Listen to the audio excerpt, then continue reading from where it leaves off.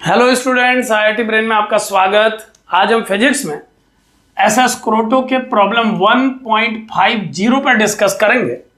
सो एक बार आप पहले क्वेश्चन सुने। Two rigidly connected homogeneous rods of same length and masses m1 m2 respectively form an angle π/2 and rest on a rough horizontal surface as shown below. चित्र दिखाऊंगा अभी आपको। The system is uniformly pulled with the help of a string fixed to the vertex of the angle and parallel to the surface. The angle alpha formed by the string and rod of mass m1 is, यानी आपको string और m1 मास की जो rod है उसके बीच में जो angle है उसे कैलकुलेट करना है। सो किस तरह से करेंगे इस प्रॉब्लम को और क्या चित्र दिया हुआ है पहले आप उसे समझें। कुछ इस तरह से दो रॉड्स का अरेंजमेंट दिया हुआ है जिनके बीच में एंगल 90 डिग्री है और एक स्ट्रिंग की हेल्प से इस अरेंजमेंट को खींचा जा रहा है। कुछ इस तरह से एक फोर्स लगा के इस सिस्टम को खींचा जा रहा है और यह सिस्टम यूनिफॉर्मली खींचा जा पा रहा है, यानी इसमें किसी प्रकार का कोई रोटेशन डेवलप नहीं हो रहा है। जिस सरफेस पे इन रॉड्स को रखा गया है वो सरफेस रफ है, यानी फ्रिक्शन एक्ट कर रहा है इन रॉड्स पे। हमें बताना है कि अगर ये रॉड m1 मास की है और ये m2, तो m1 मास की रॉड और स्ट्रिंग जिसको बांध करके आप इसे खींच रहे हैं के बीच में बनने वाले एंगल की वैल्यू कितनी है। सो कुछ इस तरह का डायग्राम दिया हुआ है, एक रिजिड सिस्टम बताया गया है इसे, और आपको एक ऐसी डायरेक्शन में इसे खींचना है रॉड सिस्टम को ताकि ये यूनिफॉर्मली मूव करे और इसमें किसी प्रकार का कोई रोटेशन डेवलप ना हो। सो कैसे करेंगे इस प्रॉब्लम को एक बार समझें। यहां पर ध्यान दें कि इस पॉइंट पर स्ट्रिंग बांध के हम इसे खींच रहे हैं। अगर यह सिस्टम यूनिफॉर्मली मूव कर रहा है तो इस जंक्शन के अबाउट सभी फोर्सेस का नेट टॉर्क 0 आना चाहिए। अब पहले हमें समझना होगा कि वो फोर्सेस क्या हैं जो परफॉर्म कर रहे हैं इस केस में। तो ध्यान दें, जब इस पॉइंट पर स्ट्रिंग बांध के इस रॉड सिस्टम को खींचा जाएगा तो सरफेस जो कि रफ है वो एक फ्रिक्शन डेवलप करेगा इन दोनों रॉड्स पर, और उस फ्रिक्शन का डायरेक्शन इस रॉड पर मोशन के अपोजिट होगा। आप समझ सकते हैं कि फ्रिक्शन का डायरेक्शन इस स्ट्रिंग पर लगाए जा रहे फोर्स के अपोजिट डायरेक्शन में होना चाहिए। सो अगर मैं इस जंक्शन के अबाउट सभी फोर्सेस के टॉर्क लिखूं तो क्या इक्वेशन बनेगी, एक बार आप ध्यान दें। इस स्ट्रिंग में जो फोर्स लग रहा है इस पॉइंट के अबाउट उसका टॉर्क कैलकुलेट करने की रिक्वायरमेंट नहीं है क्योंकि वो 0 होगा, आप जानते हैं। इसी पॉइंट पर ये फोर्स परफॉर्म कर रहा है। अब अगर हमें इन दोनों रॉड्स पर फ्रिक्शन के कारण लगने वाले फोर्सेस के टॉर्क लिखने हैं तो कैसे हम उसे लिखेंगे, एक बार आप ध्यान दें। इस डिस्कशन से पहले एक बात आप और समझ लें कि ये कंप्लीट रॉड सिस्टम एक टेबल के ऊपर रखा हुआ है। सो बोर्ड इस समय एक हॉरिजॉन्टल टेबल है, आप ये बात ना भूलें। इस जंक्शन से x डिस्टेंस पर अगर मैं m1 मास की रॉड में एक छोटा सा एलिमेंट इमेजिन करूं जिसकी लेंथ dx हो, तो इस dx लेंथ के इस छोटे से एलिमेंट का जो वेट है वो इस बोर्ड के into the plane of board perform करेगा। यहां पर आप माइंड मेकअप रखें कि into the plane of board कहने का मतलब in the direction of gravity. So अगर मैं इस रॉड का मास डेंसिटी लैम्डा कंसीडर करूं तो मैं इसे लैम्डा dxg लिख पाऊंगा, यानी इस एलिमेंट का वेट लैम्डा dxg लिखा जा सकेगा। और अगर इसका वेट लैम्डा dxg है तो टेबल से इसे जो नॉर्मल रिएक्शन मिलेगा वो भी लैम्डा dxg ही होना चाहिए। और clearly lambda dxg normal reaction के लिए इस स्ट्रिंग पर बनने वाले फोर्स की डायरेक्शन के अपोजिट पैरेलल एक फ्रिक्शन फोर्स डेवलप होगा जिसे हम लिख पाएंगे म्यू लैम्डा dxg।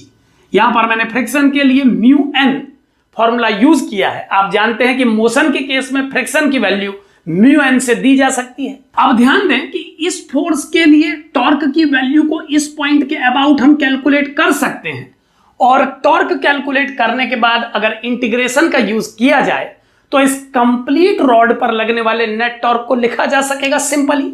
तो ध्यान दें, मैं इस फोर्स को एक्सटेंड कर रहा हूं और इस पर एक परपेंडिकुलर ड्रॉ कर रहा हूं। इस परपेंडिकुलर की वैल्यू की हमें रिक्वायरमेंट होगी टॉर्क लिखने के लिए। एक बात और समझें कि टॉर्क को वेक्टोरियली इस पॉइंट को O और इसे A कहते हुए OA वेक्टर क्रॉस इस फोर्स को वेक्टर फॉर्म में लिख के भी दिया जा सकता है। लेकिन आप देख पा रहे हैं कि इस केस में इस x की हेल्प से और इस एंगल का यूज करके इस परपेंडिकुलर को सिंपली बताया जा सकता है। सो मैं डायरेक्ट मैग्नीट्यूड लिख रहा हूं। आप ध्यान दें, इस फ्रिक्शनल फोर्स जो कि इस एलिमेंट पर लग रहा है का टॉर्क हम लिख पाएंगे x का कंपोनेंट इस डायरेक्शन में। अब ध्यान दें कि अगर ये एंगल अल्फा है और ये एंगल 90 है तो इसे अल्फा माइनस 90 होना चाहिए। सो x का ये component x cos alpha minus 90 लिखा जा सकता है। और अगर हम इस परपेंडिकुलर डिस्टेंस को मल्टीप्लाई कर दें म्यू लेमडा dx g से, तो इस एक्सप्रेशन से हम प्रेजेंट कर पाएंगे इस एलिमेंट पर लगने वाले फ्रिक्शन फोर्स के टॉर्क को। ओ पॉइंट के अबाउट कंप्लीट टॉर्क कैलकुलेट करने के लिए हमें इंटीग्रेशन यूज करना होगा। सो मैं इसे इंटीग्रेट कर रहा हूं x की वैल्यू को 0 से इस रॉड की लेंथ तक कंसीडर करते हुए। रॉड की लेंथ को हम यहां पर L मान रहे हैं।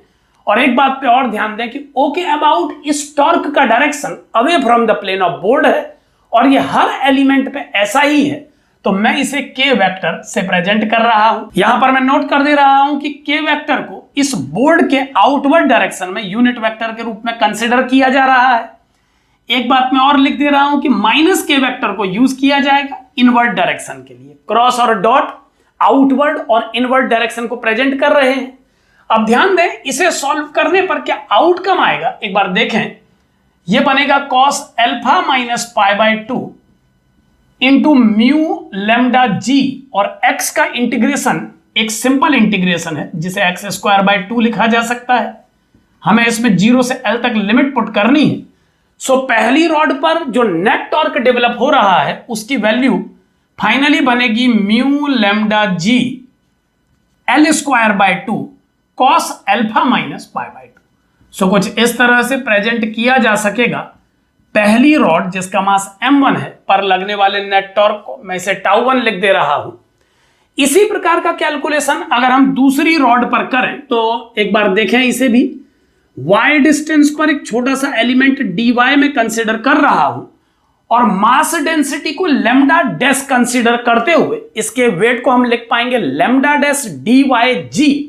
इतना ही नॉर्मल लगेगा और फ्रिक्शन जो कि इस स्ट्रिंग पर लगने वाले फोर्स के अपोजिट डायरेक्शन में परफॉर्म करेगा उसकी वैल्यू को हम लिख पाएंगे म्यू लेमडा डैश dy(g).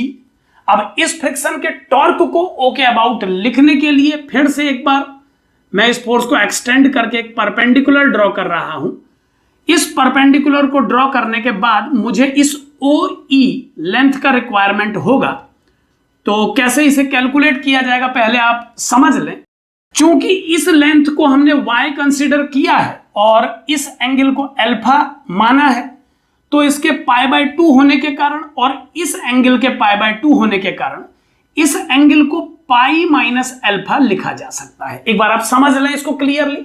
अगर ये एंगल पाई बाई 2 और ये एंगल पाई बाई 2 है, ये एंगल अल्फा है, तो कंप्लीट 360 डिग्री मेंटेन करने के लिए इसे पाई माइनस अल्फा ही होना चाहिए। ये एक सिंपल कैलकुलेशन है और इस पाई माइनस अल्फा की हेल्प से इस परपेंडिकुलर को हम लिख पाएंगे y cos pi minus alpha. So इस परपेंडिकुलर डिस्टेंस को y cos pi minus alpha लिखा जा सकेगा। और अब अगर इस फ्रिक्शन फोर्स का टॉर्क लिखा जाए सेकेंड रॉड के लिए तो ये होगा y cos pi minus alpha into mu lambda dash dy(g), और इसे इंटीग्रेट करके 0 से L तक के लिमिट में जो नेट टॉर्क की वैल्यू आएगी इस रॉड पर उसे ध्यान से देखें, वो होगी cos pi minus alpha mu lambda dash g into y square by 2, जिसमें लिमिट लगानी होंगी 0 से लेकर L तक। और अब अगर इसे सॉल्व किया जाए फाइनली तो ये आउटकम क्या आएगा एक बार देखें। ये बनेगा cos pi minus alpha mu lambda dash g into L square upon 2। और इसकी डायरेक्शन क्या होगी एक बार हम डिस्कस कर लेंगे।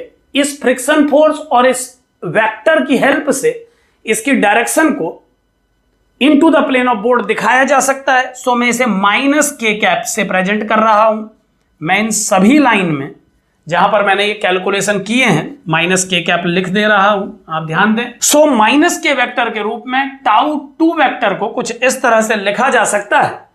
सो पहली और दूसरी दोनों रॉड्स पर लगने वाले टॉर्क कैलकुलेट किए जा चुके हैं, और चूंकि बोला गया है कि इस रॉड के मोशन को यूनिफॉर्म बनाए रखना है, तो इन दोनों टॉर्क का नेट सम 0 करना होगा।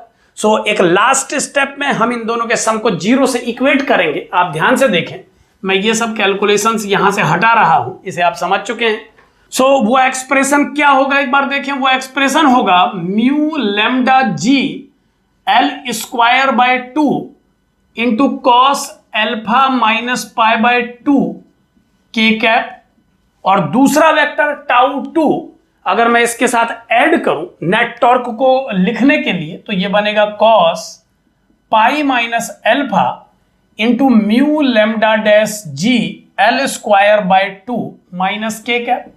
चूंकि हम यूनिफॉर्म मोशन मेंटेन करना चाह रहे हैं, सो हम समझ सकते हैं कि इन दोनों टॉर्क का नेट सम एक नल वेक्टर आना चाहिए। सो मैंने इसे 0 वेक्टर से कंपेयर कर दिया है। एक स्टेप यहां पर और समझ लें कि अगर मैं इस पाई माइनस एल्फा को पाई by 2 plus pi by 2 minus alpha से चेंज करूं, तो cos pi by 2 plus theta को माइनस साइन थीटा से एक्सचेंज किया जा सकेगा। अब अगर मैं इसे थोड़ा और सॉल्व करूं तो ये क्या बनेगा, आप ध्यान दें। ये बनेगा म्यू इंटू जी अपॉन 2, जो कि दोनों टर्म्स में कॉमन है। सो मैं इसे बाहर निकाल रहा हूं। एक लैम्डा और एक एल के प्रोडक्ट को आप m1 लिख पाएंगे, और दूसरे एल को एक आउटसाइड टर्म के रूप में बाहर लिया जा सकता है। यानी आप समझ सकते हैं कि मैंने म्यू जी और एल को आउटसाइड टर्म के रूप में लिया है डिनोमिनेटर में 2 के साथ, और लैम्डा एल को m1 से चेंज कर दिया है, और ये टर्म है cos alpha minus pi by 2। और सेकेंड टर्म को अगर आप ध्यान से देखें तो इसमें कॉस पाई माइनस एल्फा को हम समझ सकते हैं cos pi by 2 plus pi by 2 minus alpha, और कॉस 90 प्लस थीटा को माइनस साइन थीटा से चेंज किया जा सकता है। सो मैं इसे माइनस साइन थीटा से चेंज कर रहा हूं।